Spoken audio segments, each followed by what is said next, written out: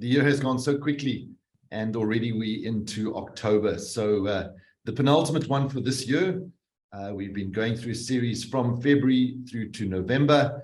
So the second Thursday of every month, we've been together to share knowledge, share ideas, share perspective on a range of different business fronts. So if you're joining us again, welcome back, and we look forward to continuing that learning and growth for you. If this is the first time you're joining, make sure that you go to the YouTube channel, ActionCOACH Southern Africa, and you'll find all the previous recordings on the Entrepreneurship Series. And there's been a whole lot of different topics that we've been focusing on. Today, I think a critical topic, though, our focus in our education for the month is all around wealth.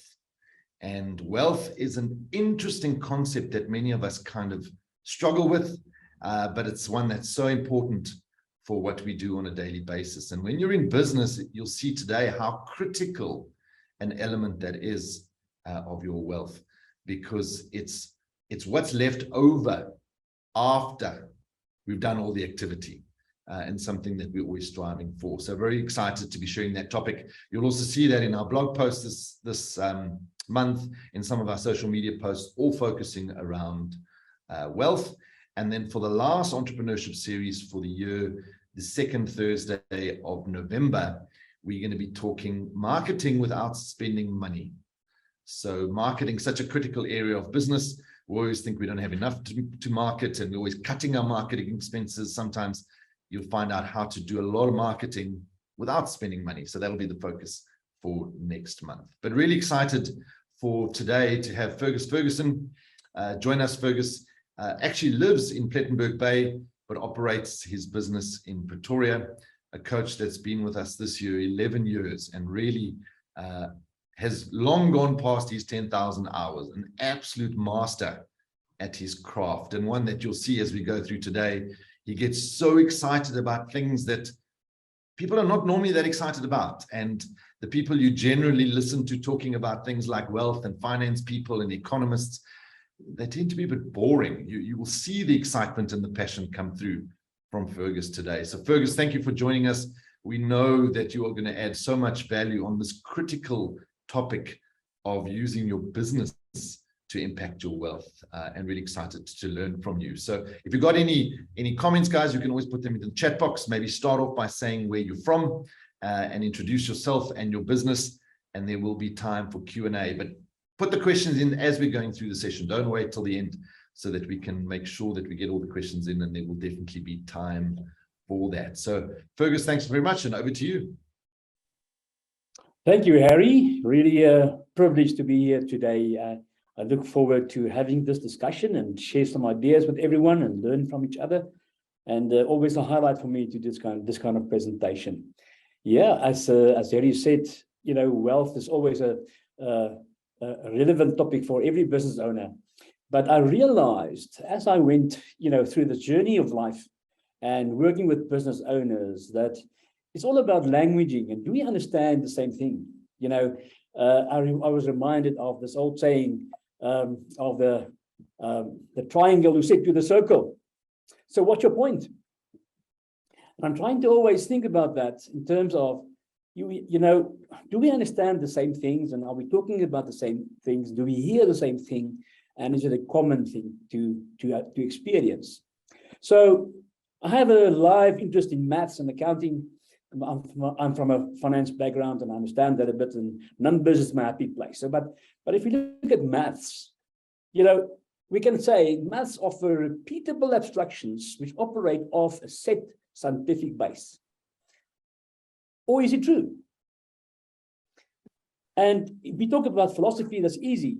We might argue about a number of things, and we talk about things that, you know, philosophers thought about many, many years and thousands of years ago already. But maths seem to be pretty straightforward, and we're supposed to be able to really acknowledge the fact that we have to have the same answer. In my journey, I realized that maths and accounting is really just another language. And I'm not convinced that we all understand it well enough. You know, when we talk business, accounting is the language of business. And if you don't understand accounting, then we might miss each other. We might not understand the same things when we talk about that. And that creates a lot of confusion. And if you listen to government and the language of government, you very often see that they refer to so-called trade figures, and they love to use that language. And they want to tell everybody what happened in the economy. And they say things like this and say trade figures in the year 2000 was 25 billion versus the trade figures for last year, which 180 billion. Wow, that's good, eh? Awesome. And everybody gives them a huge applause and they think, oh, that's fantastic. We did make progress.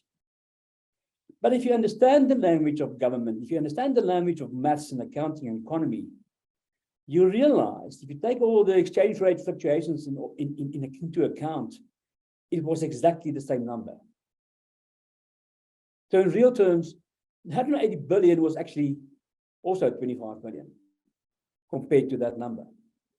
I say, I'm not so convinced that we're all on the same page. Do we understand what everybody says when they talk about these numbers? When you talk about governments, you see that every day. The whole thing about geopolitics, and we listen to the radio and the news, we listen to Putin and Biden and everybody else about the conflict in Ukraine. I was wondering the other day, say, if I have Biden on the one side of the table and Putin on the other side, and they both must present to me their case, which one of the two will I believe? I'm not convinced that I will believe anyone. I will probably believe none of them. So, when we talk about the language of economic theory and economists, my learned friend Milton Friedman, talks about favorable balance of trade very easily when you know that exports are more of the imports. We are sending out more, or selling more, receiving more money from sending out more. Wow, that's awesome. Eh? We have to have a positive balance of trade. Oh, really? And I'm always very tempted to challenge these kind of economic thinkers, the economic philosophers about things and say, I'm not so convinced about that. What about if you can get more by sending out less? It obviously refers to beneficiation and things like that. And that's a very interesting topic, and we can really debate that for many hours. But when it comes to wealth, it's all of a different kind of kettle of fish, because now we have to say, what is the language of wealth? Do we really agree on the language of wealth? How do we interpret that for ourselves? And how do we express that in a way that makes sense for us?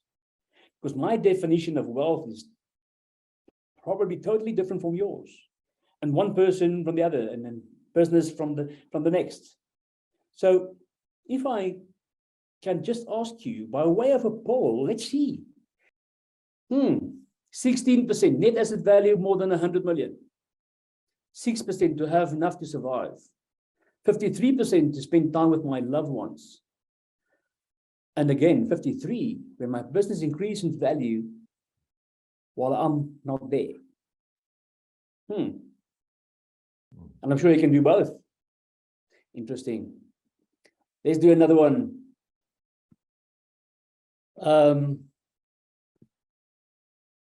If you were to have a discussion with somebody today, he walks in there with a bag full of money and he says to you, Mr. Joe Soap, I want to buy your business today. What would you say is a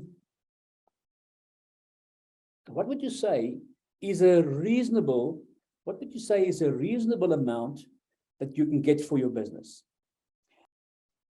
And we see 37% less than 500,000, 19% between 500,000 and a million, between 1 and 5 million, about 22%, 7% between 5 and 10 million, 7% between 10 and 50 million, 4% more than 50 and 500 million, and 4% more than 500 million. So let's stop that one and say, okay, fine. I'm going to, in 5 years' time, I get around and I'm going to come again. In that 5 years, you recognize me because I will have a weird hairstyle, and you recognize me from a distance, and I will come and have the same discussion with you. Exactly the same. 5 years down the line, what will the value be now? And I say, Mr. Joseph, I want to buy your business. This time I'm serious. In this bag, there's a bag full of gold bars, and I give you this money cash, and you go and enjoy your life. What will the amount be now? And if you have to estimate the number, what will that amount be? And you see a totally different picture there, right?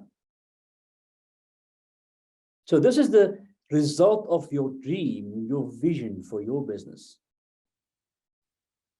So the increase, compare that now, 10%, less than 500, 13% between 500 and a million, 13% more than a million, less than 5, 23 now between 5 and 10, 30 between 10 and 50, and 10% more than 50 and 500. Isn't that interesting? All right, so the point I'm trying to make is, now that we have a framework of what we think the business will be worth, now let's talk about that vision. Let's talk about that dream, that thing that you feel like, let's talk about the dream. Because somewhere in your mind, you have to have a dream. And if you don't have a dream, speak to your action coach. Because that's the driving force of you starting your business, I suppose. Or is it? And I really pondered about this for myself for many years, and I really, had a hard battle, wrestle with myself about this. But I'm trying to decide and describe and share with you the importance of dreams for me and what I believe, because that's really what fuels me up to this day. And I believe that dream is a serious matter. When somebody tells you they dream, children, colleagues, family members, stop and listen carefully, because that's serious. I believe in the freedom to live your dream today, but on your own terms. I also believe that your business is only a tool. It's only an instrument in your hands. And the business that you have should only finance your dream and your lifestyle, whatever it might be, wherever it might be, but for generations to come. So the principle of generational wealth is fundamental. I also believe in growing companies exponentially to outperform their competitors by being bold, smart, and agile, so that we can change the rules of decision-making in your industry. Now, that's critical. You have to do things differently. That needs innovation. That needs courage. I also believe in doing your own thing. You must be allowed to do that. And I also believe in the luxury of choice, because once you have that kind of wealth or access to that, the biggest measurement in terms of wealth is the luxury of choice. Doesn't matter where you are in the world, what I can do. If I have the means to exercise choices, I want to go to a certain place in the world whenever I want. That's what it is. So when I started this business with ActionCOACH, this was my mission, is to be a boutique, value-building business consulting and coaching company. Focus on growing the value of your business 5 times in 5 years. So we build 5 big companies in 5 years. That's our goal. Or brand promise. That's what we're doing. But the focus is on the word value. What is value? When do you start building value in your business? It came as a shock to me. We call it the BFO, a blinding flash of the obvious one day when I realized you only start to build value in your business the day when you make a decision to exit. What? The value building process starts the moment when you make a decision to exit. And then you realize that someday you will exit. Trust me, you will exit somewhere. And if you don't make that decision in the beginning of the process, you'll be having more of the same all the time. But a different mindset is created the moment when you have a decision made to say, I will exit at this point. So as an illustration, let's use this guy. His name is Tim. When he starts his business, this was his wealth portfolio. And this wealth portfolio was primarily based on his primary residence, maybe a little bit of retirement fund, and very little of his business. But he persevered and he carried on with his business. And 10 to 20 years later, this is what his wealth portfolio looks like now.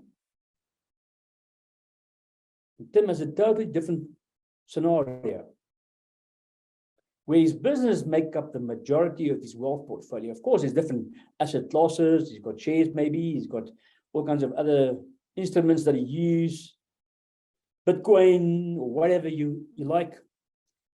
But the majority of his wealth portfolio is really the crux of the matter. And now the question arises about, there's a freedom point somewhere in my life. What is that freedom point? I'm going to talk about the freedom point just now. But a freedom point is the point when you are able to live the life that you want anywhere, at any time, without having to work anymore. When you can retire and be confident that you will be able to survive for the rest of your life. And if you wish, live enough for your estate and generations to come to build on that. I'll make sure that you are in a position to make that work for everybody that follows in the next generations.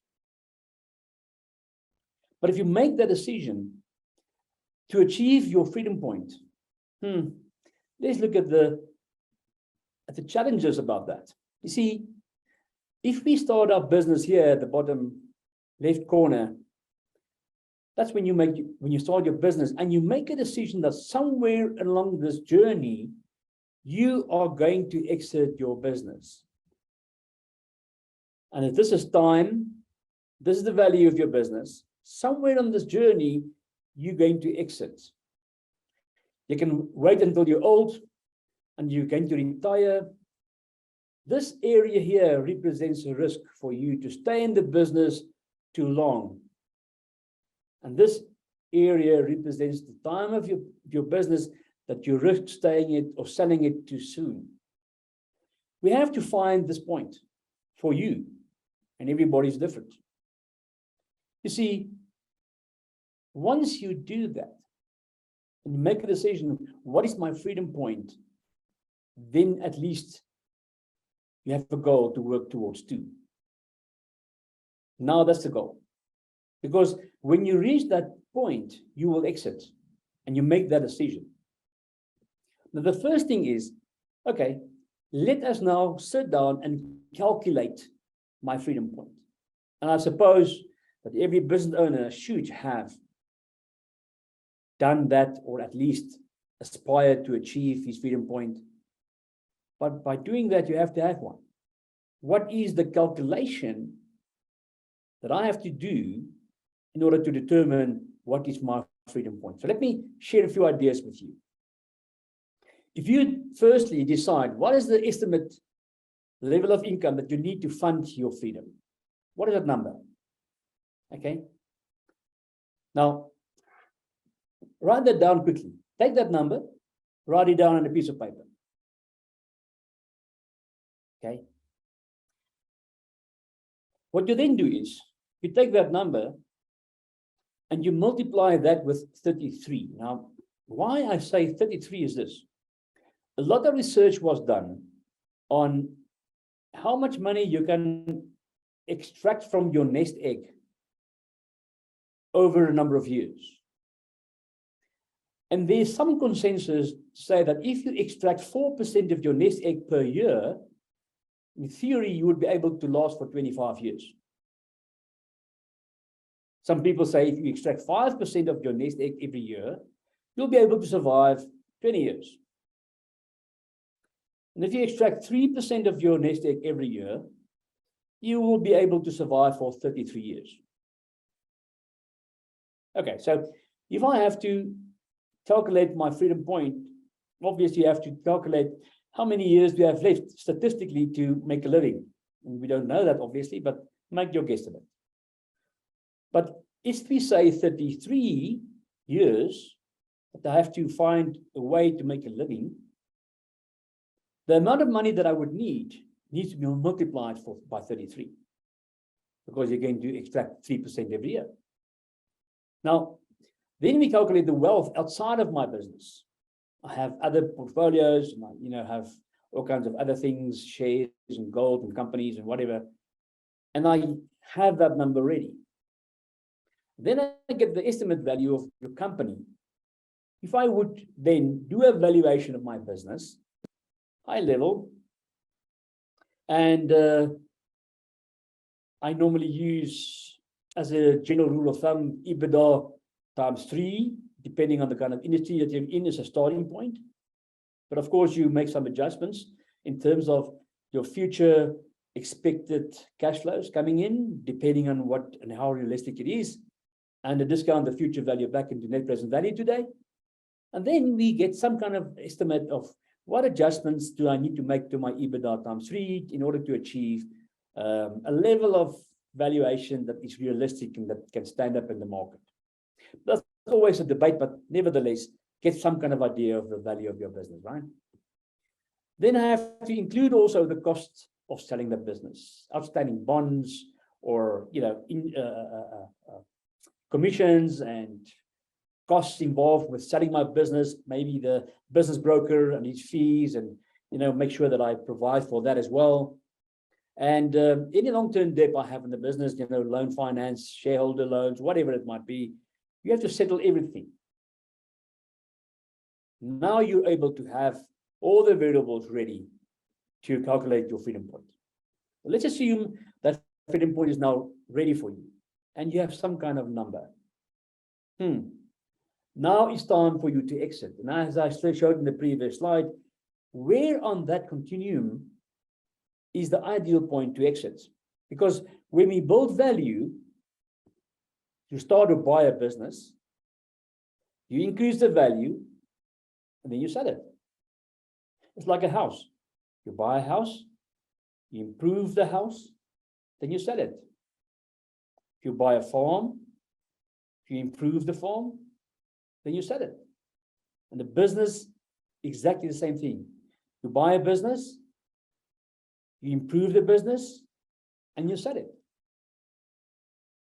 It doesn't really make sense to keep your business for life, because you're running the risk of hanging on to your business for too long. But let's assume for the moment you do that. What do you, at the exit point, what can you do, or what people normally do when they hit the freedom point? I can sell a minority stake. Yeah. And I'm involved with somebody else running the business. And I'm selling, I'm selling my minority stake. I still stay in charge of the business. I sell a minority stake to somebody else. But I can use that money that I receive from my minority stake that I sold to diversify my investment portfolio in something else, maybe properties or whatever it is that you really think you would like to do. Or alternatively, I can sell a majority stake, meaning I retain a minority stake, but then I allow other people to run my business on my behalf, but it could be your family, it could be your son, your children, or other members that you trust, your partner, whatever it might be. But you still have some kind of investment in the business. You have some kind of control over that. And then also you take that money that you receive and you diversify into a different portfolio, because that's the rule of investment. The rule of wealth is to diversify. And of course, there's a possibility of earn-out. When you sell your shares, they will probably ask you to listen. You have to stay on for a year or 3, and then help us to grow the business in order to achieve certain numbers. And once you achieve certain numbers, they pay out amounts to you as the business value grow, or you achieve the budget that you agreed on, and so everybody is happy. And it has its own challenges in that model, but nevertheless, you earn the future value as you generate it for your new acquirer. Now let's see what happened in the last few years in terms of the market in the US. You see, how long do you intend keeping your business? And we see here the graphs that was done, and there was a sample of 9,765 participants. And we see there that, to keep your business for 2 to 5 years increased somewhat from 33% to 39%. So you can see there's a little bit, that was now before and during COVID. I'm not sure what the results will be after COVID, but let's say for a moment, we can see that shift in thinking. 2 to 5 years increased that to 39. It seems like people during COVID wanted to hang on to your business a bit longer. Then longer than 10 years, it decreased from 49 to 41. Isn't that interesting? Isn't that interesting? Okay. Less people wanted to hang on to their businesses for longer than 10 years. So if we look at when to exit, we see some shifts there as well. A drop of 5%. An individual with at least $10 million in investable assets. Less people were inclined to exit then. The same number of people wanted to exit when it's about having enough money saved up to cover their monthly lifestyle expenses for the rest of their lives. Almost 40%. But look at the next one. An increase of 5% in the population saying having enough money to do whatever I want to do whenever I want to. Can you see the mindset and the change in mindset there? More people wanted to exit only then. Okay. And let's see how we're going to exit. Again, interesting discussion. Interesting. Again, an increase to say, sell my business to a third party. Shut down my business remained the same. But there was a decrease in the number of people that said, transition my business to my kids. And there was a reduction in people, that drop in the people who said, transition my business to the next generation of managers. And a slight increase in other. But the important thing here is a significant increase in the number of people that said, I'm going to sell my business to a third party. Now that's where the problem starts. Now the whole thing is about the value of my business. What then, if that is the case, what then will be the driver of my business? What will be the drivers? Let's have a look at that. I don't want to bore you with too much detail here, but I think it's significant to just have a quick look at the components that really drives value in your business. When your business can work without you, that demands a premium. That is a tall order, but it's possible. A lot of businesses that I work with actually achieve that. And for an investor to invest in your business, they're looking for predictability. And that's a major component of the whole discussion that will take place. When the guy stands in front of your table with a bag full of money, there will be a discussion about predictability and consistency of revenue, of course, because it's all part of predictability. You have to have industry-leading and defensible gross margin and EBITDA. If you have the ability to convince somebody that my gross margin is real and I can defend my EBITDA, you have to have proper financial records.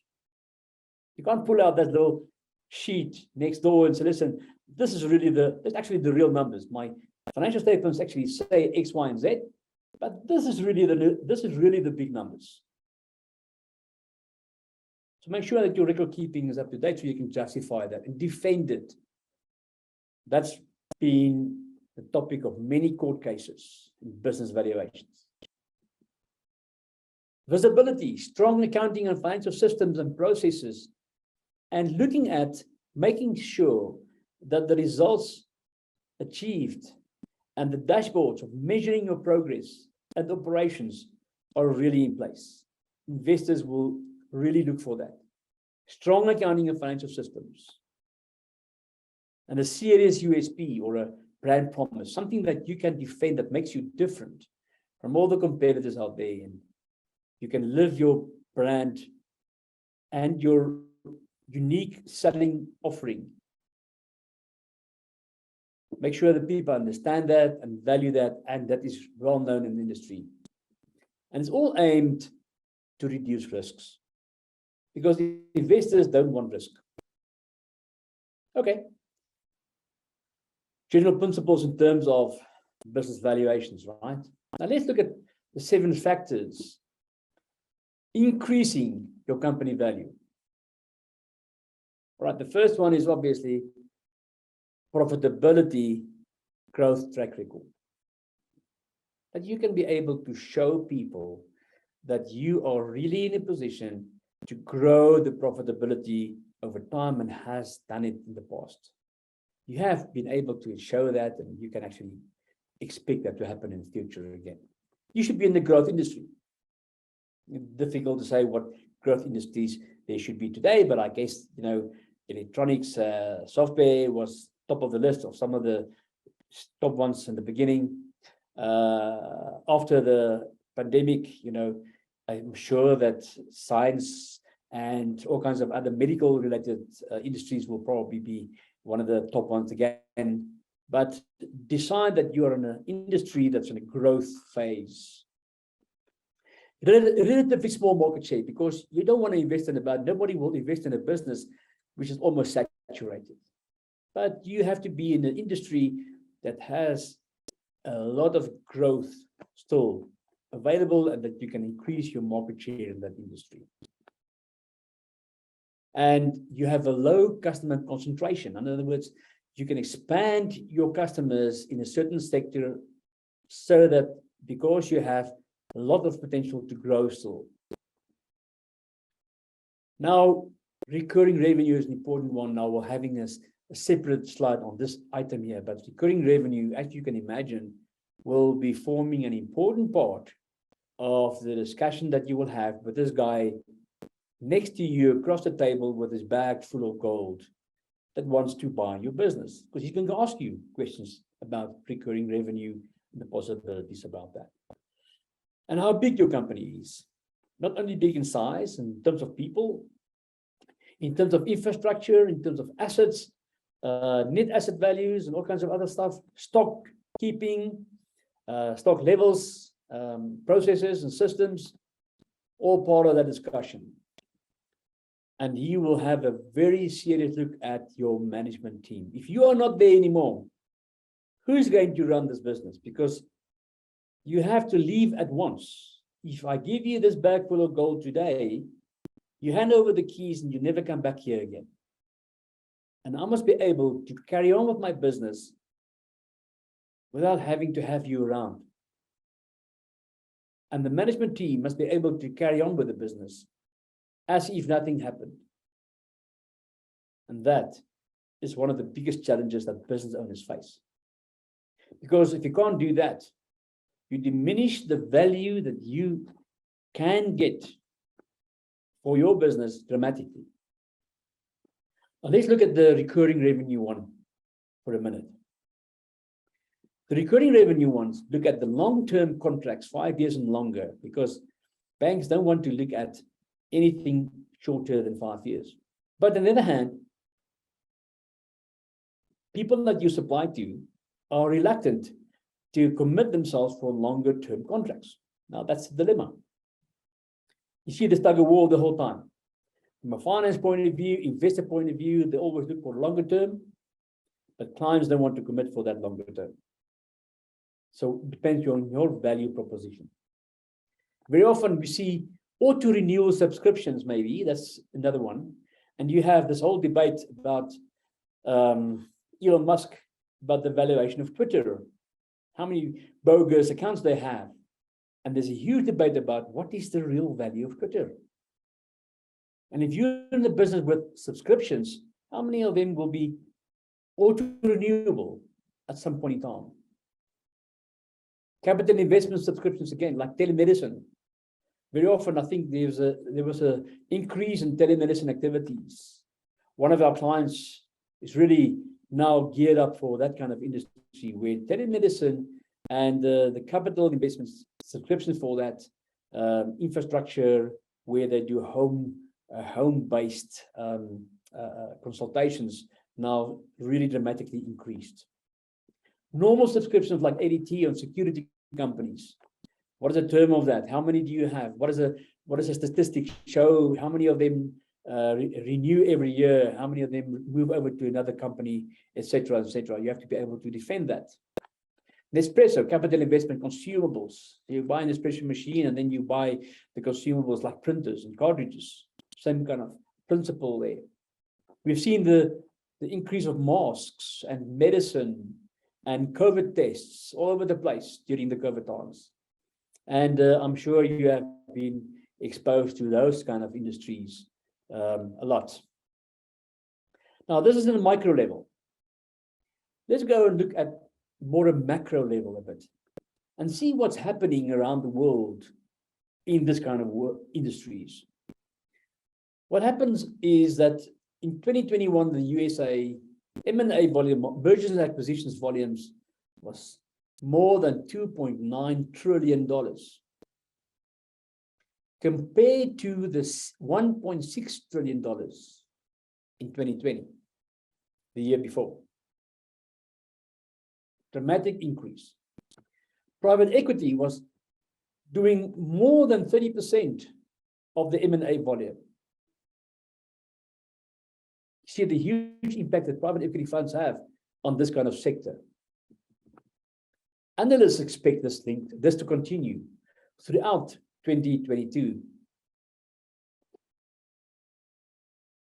The debt and equity markets are supportive of continued deal making. So there's a huge support and momentum at the moment in the deal making space where they support this whole process of mergers and acquisitions, and you'll see now why that actually is. High levels of private equity cash with a healthy debt market. So they start competing.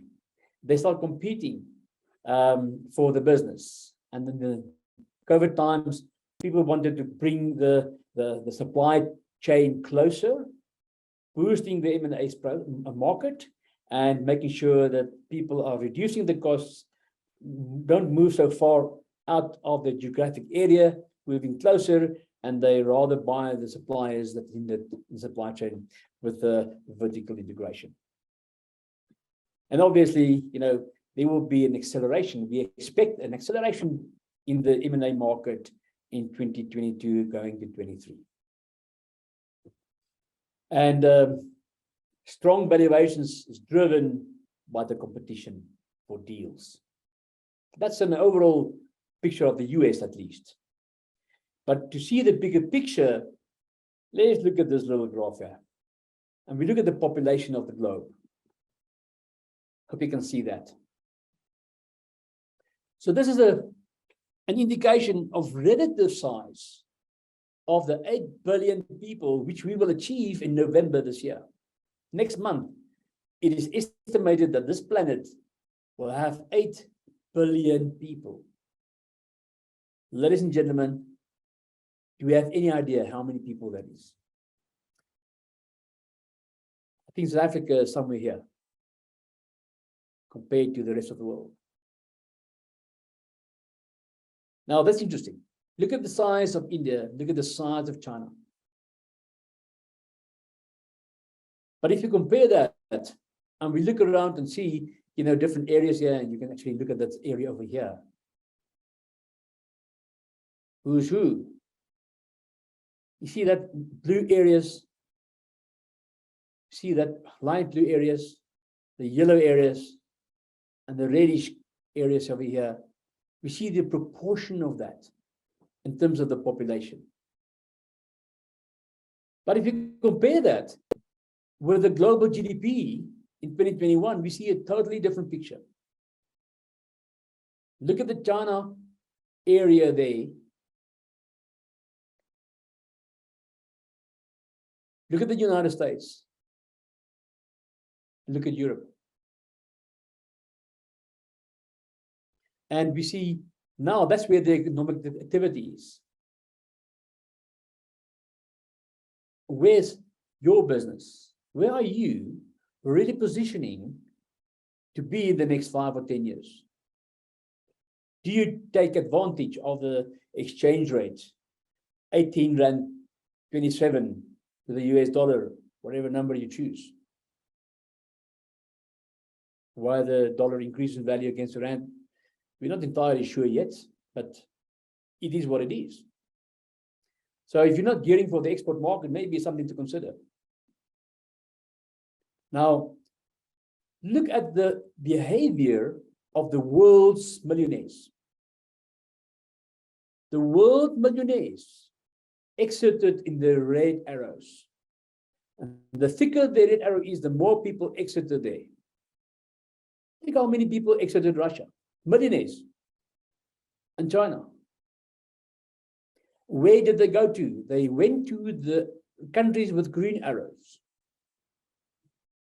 So the countries with green arrows were receiving the millionaires going out there. Why do they do that? Because millionaires go where they feel it is a safer bet. They have a better quality of life. They can maintain their lifestyle. They can have a life of their choice without worrying too much about trying to run a business. But there must be some messages in here. You see, the 2 countries that I chose, which were the dominant people or countries receiving people, is the UAE and Greece. What? So there was an exceptional increase in the number of millionaires wanting to go to the UAE, into Dubai. And I can imagine, a lot of people from Russia and China might perhaps consider that. Or Greece. You see, if this is your dream, trying to be at a place where you can live a life of your choice, whenever you want to and where you want to, that is a serious matter. That is a serious matter. And the question is, how do we achieve that? It starts at home. It starts with building your business, making sure that you can run your business so that you can achieve this status sometime in your life and achieve your freedom point. The only thing outstanding is for you to calculate the number. Calculate the number of your freedom point. And then start building your business. You see, when we look at the components and a micro level again now, how we start with our journey, we look at our revenue numbers that we see on our income statement, the ones that the accountant send you every month for management accounts, right? And if you don't receive management accounts today, and on a monthly basis, fire your accountant, because he needs to give you that on a monthly basis, proper ones, with the balance sheet and the cash flow statements attached to that as well. And if he doesn't give it to you and he can't do it, find another accountant. But you look at your revenue numbers. You say, okay, fine. If I have a revenue number, I need to have a profit number of the months past as well of the months ahead. But those numbers, those two numbers come from your financial statements, right? And on your CRM, your accounting system at least, hopefully you have a CRM and you know where your customers are and how many you have, and you know, how do you communicate with them, and it doesn't matter what you use, active campaigns or MailChimp or whatever it might be. If you have a CRM of some kind, hopefully you have a proper database of customers. But that's information that you receive from external sources. But those numbers are all lagging indicators of your business, right? They're all lagging indicators. I'm sure you've heard this before, but if you haven't, let me just take you through it quickly.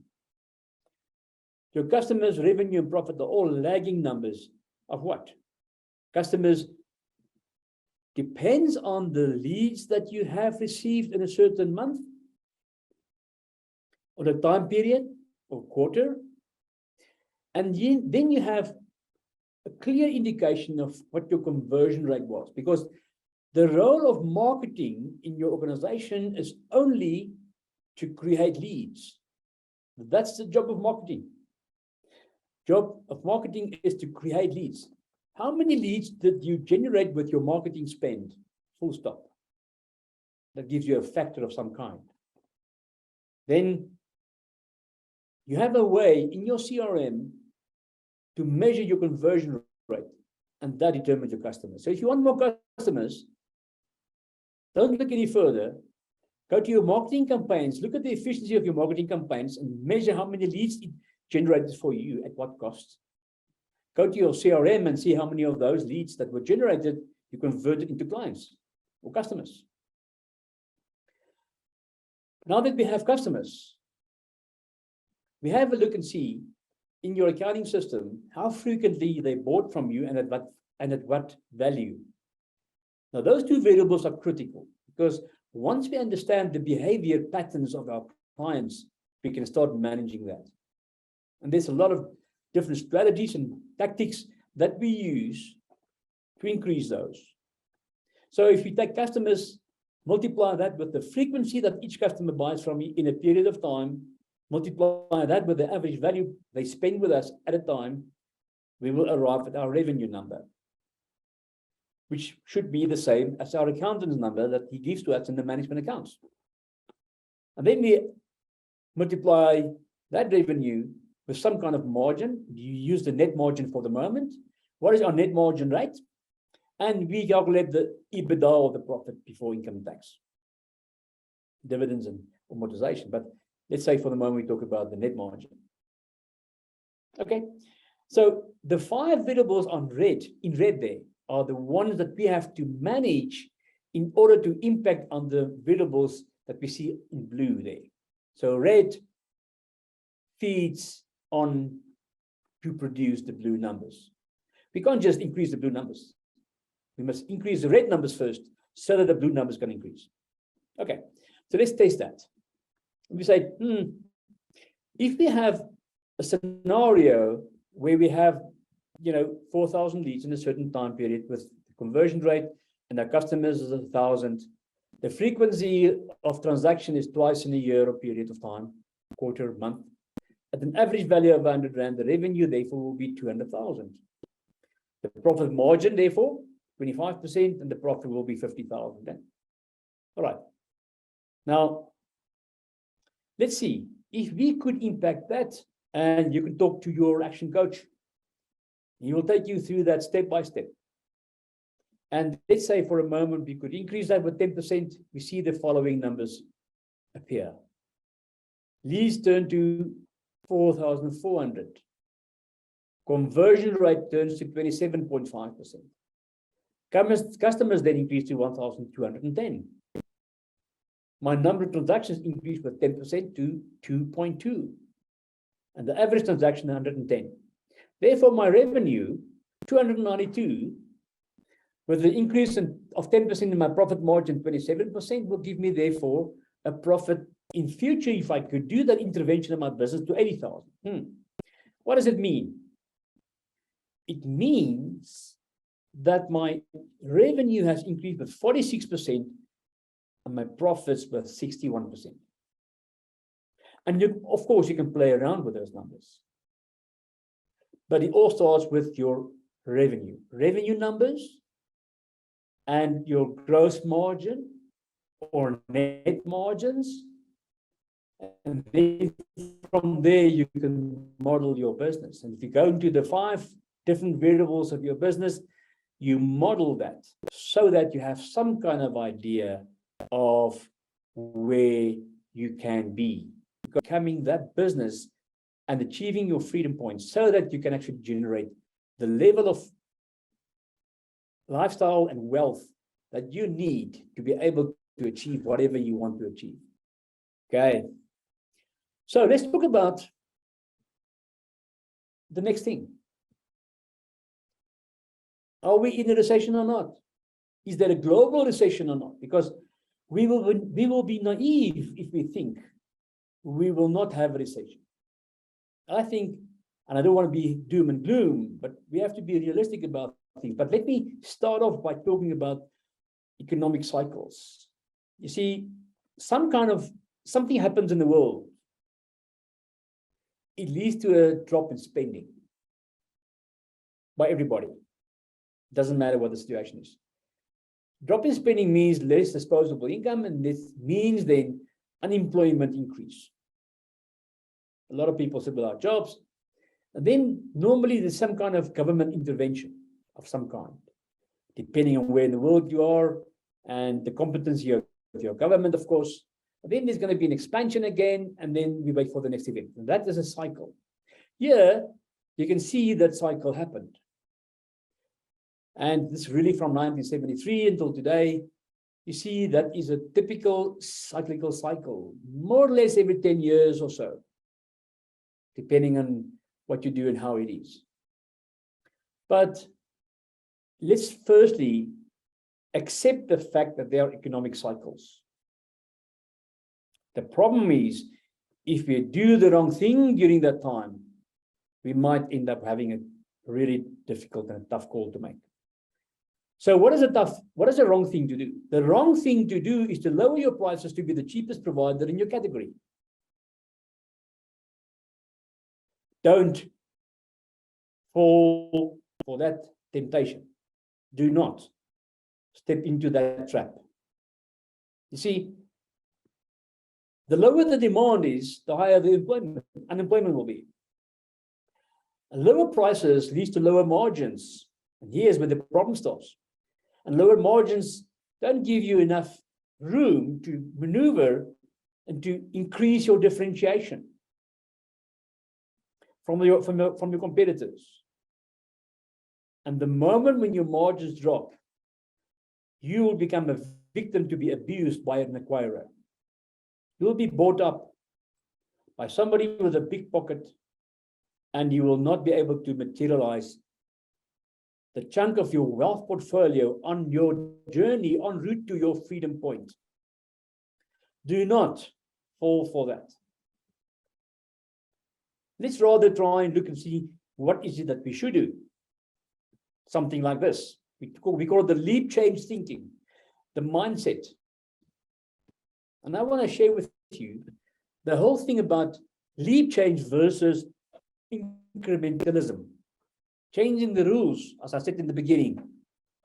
You have to find a way to change the rules in your industry.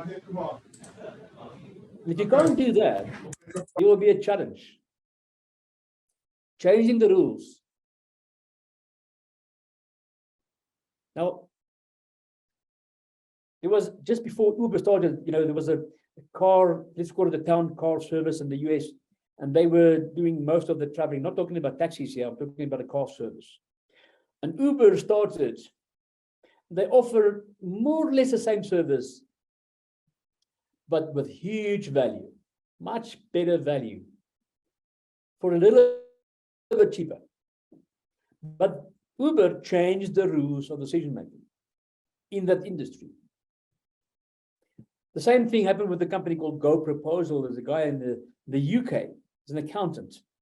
An accountant, as you know, and for those accountants in the audience, you spend a lot of time making proposals, and then you send proposals, and you don't always get all of them or many of them. You only get a small portion of the proposals you make, but you spend a lot of money, a lot of time preparing for that. But Go Proposal is a software platform which he created in order to sit with a client next door, next to him in a presentation room and run the models of his business to be able to give him a quote for his business accounting services and products. And they happened to hit £1.5 million in the year 2020. And they got acquired by Sage for an 8-figure number. Change the rules. MailChimp, as you know, many of you probably use MailChimp. In September 21, Intuit acquired MailChimp for $12 billion, guys. They were a small company. They changed the rules to say, listen, I want to enable small businesses to run an automated marketing business, automated marketing campaigns with some bells and whistles to that at a fraction of the price. I know a number of small companies try to do that. Sofront was one of them who tried to do a small, agile, CRM-based kind of platform, but some of them got it right. Active Campaigns isn't the same page. So Active Campaigns in terms of automation of email campaigns and marketing campaigns is just a little bit behind in terms of volume for in terms of MailChimp. But those kind of industries followed. When MailChimp made this whole big move, a lot of companies followed. Airbnb, MailChimp, and Uber were all started during a recession time. And the point is, recession forces companies to become innovative. What is it that we want to do? We call that the yes box. You see, if we map the kind of decision that we have to take in a graph, in a 4 matrix, 2x2 matrix, and the horizontal line is quality, left, not good quality, to the right, more quality, and the vertical line on the left, x-axis, we talk about the total cost of your solution or product. What we then see is really that we want to be in the top right corner where you have high quality, low cost solutions. And that's where we were trying to be. We're trying to be in that corner. We're trying to be in that space. That's when you become a disruptor of the market, but not incrementally. I'm talking about dramatically disrupt your industry. So one of the things that we have to make sure is that we have enough creativity in our team so that we can actually be innovative and focus now or as soon as possible on being a disruptor in our game so that we can convey and market that to the world, because the competitors will all do incremental changes. They will all do incremental changes. You are not going to do incremental changes. You're going to make leap changes. Changing of the rules changes. That's what you're going to do. And one of the ways that we always get stuck in is how we're going to focus and where we're going to focus. And since labor cost is a primary driver of our cost structure, we see that productivity as a factor of our input and our cost structures. We're going to look at how can we really address that. Anything that we express output versus input, particularly labor, is probably one of the big areas that we're going to look at first, because many companies has a huge labor force expenditure. And I want to make a distinction between the two components of labor today. Today, if you don't have an item on your income statement which separates direct labor from the rest, please do so. Have an indicator, have a line item in your income statement format which separates direct labor, not as part of cost of sales and not part of fixed costs, but separate as direct costs. And then calculate your gross margin as an output to your direct labor cost as an input, and calculate that relation. We call that the direct labor efficiency ratio. And the same with management labor. Make sure that you separate management labor from the rest of your labor categories in your income statement, so that you can calculate the management labor efficiency ratio. And that is the contribution margin. By the way, contribution margin is the gross margin minus your direct labor, gives you contribution margin. Contribution margin divided by management labor costs is a ratio. So here's the point. If your management of a new appointment as a manager does not increase your revenue such that your labor efficiency ratio remains the same or improve, do not appoint a manager. Take note, write it down. Make sure, do not appoint a manager in your business unless the appointment of a manager dramatically increase your profitability in the same ratio. Because then you're running the risk of having a too heavy management structure. All right. So let's move on to the last little bit. We talk about wealth preservation. And again, I'm always at risk to be very, controversial about things that I teach my clients. But if we talk about wealth preservation, one of the biggest threats for any wealth person or wealthy person or millionaire is any government. Governments don't like millionaires. Governments hate millionaires. They try to equalize wealth in the population of some kind. But when we talk about governments around the world, consider your options where government is trying to control your wealth. All right. And obviously, things that happen that you can consider in the process there is strategic citizenship planning, financial integration where applicable, structuring and expanding your business globally. Go to Greece or go to Dubai, establish your offices there. Go to real estate overseas, but have a plan B ready. Because governments around the world will try to impact and manage and be in control of your wealth somewhere around the world, even in South Africa. Our wealth management associates include companies like Citadel, Anchor Capital, Investec, Co-Create. And we work really closely with them to try and assist our clients to preserve their wealth. And there's all kinds of things here. Talk to your financial planner. They are equipped to support you in terms of this. Of course, there are other companies as well. Speak to your financial planner about that. That's not our forte and our speciality, but we work very closely with financial planners, and we will be able to assist your business in the operational level. So just comments in here so far. Esme says, stunning presentation, Fergus.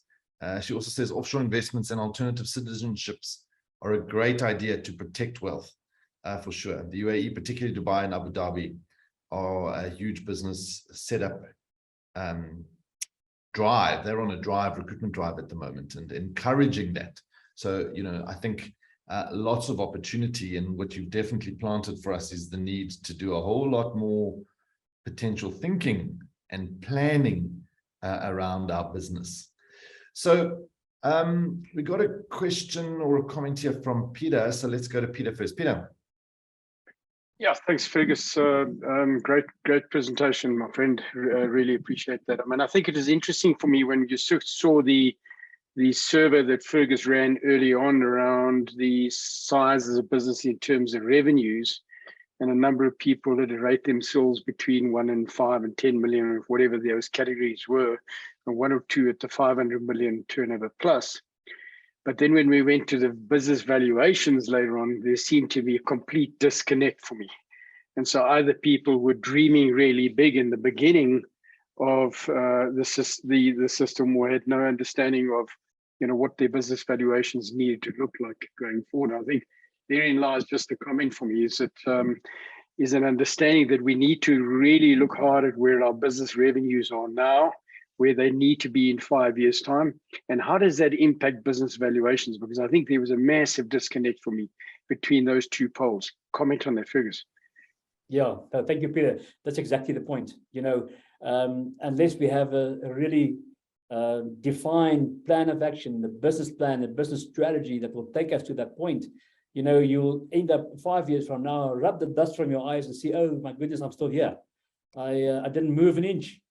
And that's really what happens in practice. And unless we have a real active, bold, specific intervention in our businesses, we will actually not achieve that. But the starting point is to make that decision today, that when you start with this journey to grow value and achieve your freedom point, because in order to achieve your freedom point, you have to make a decision that you're going to exit. Start planning your exit today. It's the first step in generating that wealth that you have in your mind.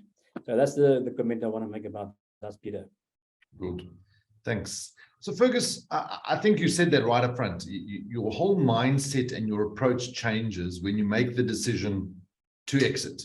Yeah. Because I'm not just thinking of going with the flow and suffering through this forever. I've made a conscious choice to exit, and therefore I'm going to look at it very differently. So that's the first thing that you've encouraged everybody to do. What then? Now I'm listening to this and I've got a lot of insights, and I'm going, you're right, I'm going to make that decision. I'm going to pick a date. I've calculated it. Where do I start the journey? Harry, in my experience, the first question they have to ask, why are you different? Why am I different? What do I do better than the competitors? If I don't have a differentiation in my pocket somewhere, or the ability to do that, find one. You have to be different. And then you have to, once you have that differentiator, leverage on that, make sure and take an assessment. How long will you be able to maintain that advantage if you have that kind of advantage? And you have to define your difference or differentiation in a way that makes sense, where there's a demand for that. As I said in the yes box, make sure that you are ready and prepare yourself to take that giant leap forward, to make sure that you are not only incrementally different, you are fundamentally different. Trying to do that. And once you are able to do that, then you'll see a whole new world of. Brilliant. Thanks, Fergus. And just in the chat box, you'll find a link where you can just give us some feedback on how you found the webinar. It'd be really great to have some of your feedback. So make the decision first to exit, because it changes your whole approach, your focus. And then what can you be truly unique about? And I think it needs to be orchestrated. It needs to be strategic. So here's a great question from Sarah, and she's saying, what is your view on why people are scared to employ people? Is it not enough educated people, or is it scared to fire the wrong staff? Why do people have that fear not to employ people? Sure, that's a very smart question. Yeah, it's a combination of a lot of things, but what comes to mind is, and I can very easily give you a lot of rhetoric about the labor legislation, and quality of people, and we able to find or source people that's knowledgeable, that I can trust, or fit our culture. It's all very good, but the fundamental reason why people are scared to employ people, because they call it that gap. They call it the valley of death. The valley of death is that gap that you have to cross. Being able to be a technician, do whatever you do well, to become a leader, to be able to manage people. Because people will generate and run your business on your behalf. And unless you are able to generate and give the leadership to your team to take this business forward, and you stand back a bit, you are an operator, not a leader. People need, in companies and organizations today, Sarah, need more competent and confident and good leaders in order for that to happen. Because then you have, as a leader, to deal with that challenges in the marketplace in terms of Labor Relations Act, in terms of quality in education. You have to take ownership of that and make sure that we deal with that as best we can. But a smart question. Thank you. Great question. Moving from technician, as Fergus said, you need to manage those people, but then lead them properly. And then you become the true business leader, the true entrepreneur, to drive your organization forward with the help of people, because it is still probably the biggest frustration for a lot of people, but it's still the easiest leverage point. It's the quickest, easiest point to leverage most businesses. So it's overcoming that gap. Great question. Thanks, Harry. Thanks, Fergus. Yeah, the other thing maybe to consider is ActionCOACH doing something in the schools to create great leaders from a smaller level. I mean, I see that there's so many kids in our school that have got potential to be amazing leaders, but not given the education or the understanding early on in their lives to do it and to enhance the abilities they've got already. Great point, Sarah. And I think, yes, there's lots that the school system needs to do and fall short on a lot, I think. I remember on one of our previous sessions, somebody was saying, I grew up in a poor family, didn't go to a great school, I didn't have any financial education. And somebody came back on the chat box and said, well, I did go have a good education. I did come from a wealthy family, and I too had no financial education. So I think there's a lot in the education system. I think, though, before we fix the kids, which is very much needed, and there's a great opportunity there, we as leaders already in our businesses, we need to work on fixing ourselves. Because how many of us have got the right management leadership competencies to truly drive what we need to do? And I think it's a dual approach. We need to look in the mirror, work on ourselves, but then also take people on that journey with us. A very great point. Thanks for that. Yeah, Sarah, on that point, maybe I can just add, speak to your action coach. We run a YES program for young entrepreneurs under the age of 22 years old. And that's a hugely successful program with lots of opportunities for young entrepreneurs to really equip them for this kind of journey. So really reach out to your closest, best action coach in your space. Really, that's something I can recommend. I've worked with young people since I started this journey like 11 years ago. I can't tell you what difference it made to that people. Just amazing. Reach out to them. The YES program with ActionCOACH is something I can really get really passionate about. So please go make it happen. Thanks, Fergus. Good. Comment here from Barbara. Business leaders need to realize they need a people expert, so they don't have to stress about these matters. The reality is, as a business owner, you cannot be an expert in everything. And that's 100% right, Barbara. And that means you have to relinquish and trust and hand over and manage and lead and all the good things that come with employees. I see Peter's hand up. Let's go back to Peter. Yeah, just want to comment first and foremost to the previous question about why did we employ. And I think the critical component is first to see people as a profit center, not that you exploit the profit, but see them as a value-adding center to the business, not a cost center. And there's lots of discussion we can have on that. Fergus referred to that in his presentation early on. And the moment that mindset shifts to see that if I bring people in, they add value to the business, they don't bring cost to the business. That's a big mindset shift. The other thing for me, Sarah, as you were raising that early on, is that, I was reminded that when we often come out of corporate environments, you think just another employee is employed. But if you're the sole operator in your business, you bring somebody else on, you've doubled the productivity of your organization overnight by adding somebody else who could do another 50, 60 hours of work per week in your business. And it's some of the stuff that you might not have been able to do yourself, or don't have the skills to do, or don't want to do. And automatically you've bought yourself 50 to 60 hours of other productivity and stuff that you can't do, you haven't been able to get to overnight. And it's a big mindset shift for me around that. And then the comment I made earlier about recruit slow and fire quickly. But I also want to just come on, Harry, sorry, my apologies, around Barbara's comment about business leaders need a people expert. I have a very fundamental different view on that. That means we outsource the relationship management of people to some HR person and they'll manage that. That is the wrong approach, in my opinion. We are all in business to manage and grow relationships and grow people that we employ. The biggest mistake you can make, and this is subject to a long discussion, etc., is to outsource the management of people to some HR person sitting in the corner. You and I are leaders in an organization. If we have to go down a leadership growth path, get a hold of your coach. But if you have to go on a leadership growth path, you have to go through that leadership growth yourself to better build your relational skills with people in your team. So just a quick comment on that. Yeah, I think as leaders lead people. It's as simple as that. You don't have to say any more. Leaders lead people. You don't have to do everything. But you have to lead people in no matter what leadership form you are, whether it's social, business, volunteer, political, school. People are led by people, and we can't get our head away from that. That's for sure. The worst thing you can do as a leader is to do nothing. Yeah, rather make mistakes, rather do the wrong thing, but don't do nothing. And that's when real challenges come. Last comment here from Esme. We've previously used Fiverr and Upwork to source freelance talent. So that really works well for startups and growing businesses. So resources are sourced as needed. And I think in the world today, we've got so many opportunities to find the right resources, no matter what they may be, for much cheaper and much easier than it was possible a few years ago, and definitely decades ago. So much simpler for us. So Fergus, you left us with some great insight. Last comment from you on the importance of business and wealth and the focus that you've shared with us today.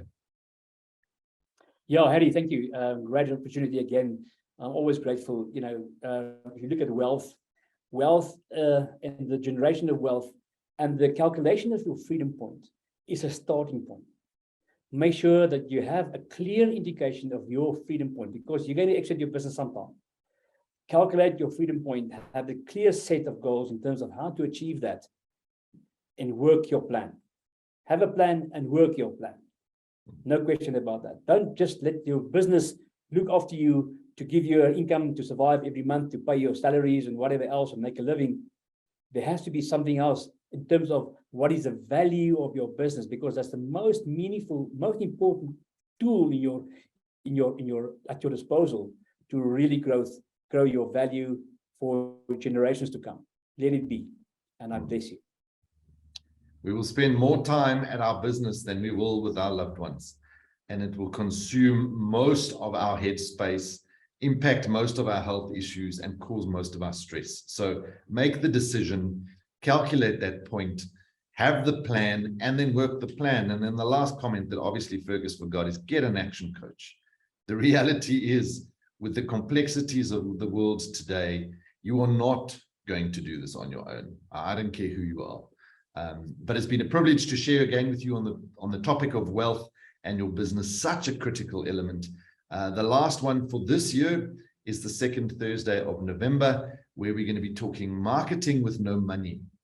And as you looked at those leading indicators and lagging indicators, generating leads and making sure you convert them before you've even got customers is such a critical part to starting that journey of the finances of your business and creating wealth. So definitely a session not to miss. Thank you for everybody for joining. Thanks, Fergus, for your time. Really appreciate it. And see you all again next month for the last for this year. Thanks, everyone. Cheers. Bye-bye.